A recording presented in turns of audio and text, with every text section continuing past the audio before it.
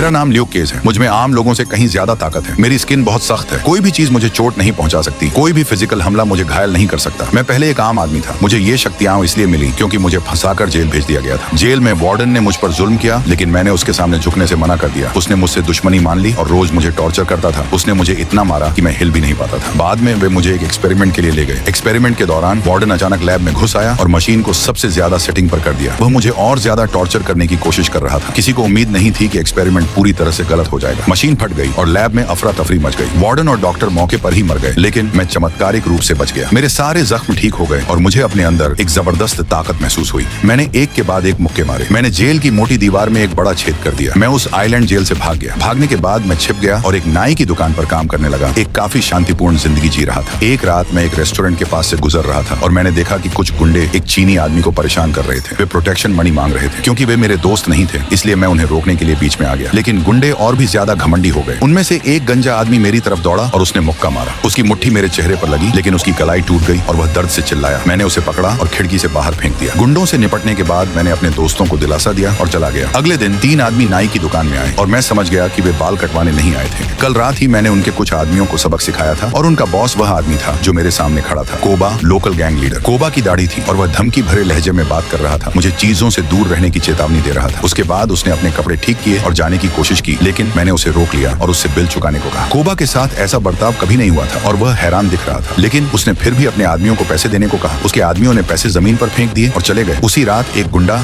सब machine gun लेकर आया और नाई की दुकान के अंदर गोलियां चलाने लगा। मैंने तुरंत अपने दोस्त के बच्चे को अपने शरीर से बचाया। बदकिस्मती से मेरे दोस्त को गोली लगी और वह जमीन पर गिर गया। गोलीबारी के बाद 2 और गुंडे अंदर घुस आए और मेरे दोस्त का वॉलेट छीन लिया। जब वे चले गए तो मैं उठा और किस्मत से बच्चा ठीक था। पता चला कि हम दोनों ने बचने के लिए मरने का नाटक किया था। अपने दोस्त को जमीन पर पड़ा देखकर मैं बहुत दुखी हुआ। वह सिर्फ मेरा दोस्त नहीं था, वह मेरा एकमात्र परिवार था। मुझे बहुत गुस्सा आ रहा था। मैं अब और बर्दाश्त नहीं कर सकता था और मैंने अपने दोस्त का बदला लेने का फैसला किया। उस रात मैं गैंग के पास गया और उनसे कहा कि मैं अपने दोस्त को मारने जा रहा हूँ। मैंने उनके अड्डे का दरवाजा खोला। मैंने एक कार का दरवाजा तोड़ दिया और उसे ढाल के तौर पर इस्तेमाल किया। जब मैं बिल्डिंग के पास पहुंचा तो मैंने एक ही बार में मोटे मेटल के दरवाजे को तोड़ दिया। मैंने कार का दरवाजा अपने सामने रखा और अंदर घुसते समय सभी गोलियों को रोका। रास्ते में जितने भी गुंडे मिले मैंने सबको मार गिराया। मुझे एक सीक्रेट कमरा मिला और मुझे एहसास हुआ कि यह कोबा का छिपा हुआ खजाना था। मैंने एक बड़ा बैग खोला और वह कैश से भरा हुआ था। मैंने पैसों का एक बैग उठाया और दुनिया की परवाह किए बिना बाहर निकल गया। जब कोबा को पता चला कि मैंने पैसे ले लिए हैं तो वह बहुत गुस्से में था। मैं पैसे चीनी कपल के रेस्टोरेंट में ले गया और उनका बकाया किराया चुका दिया। तभी कोबा ने एक रॉकेट लॉन्चर उठाया और हमारी तरफ निशाना साधा। जब तक मैंने देखा तब तक बहुत देर हो चुकी थी।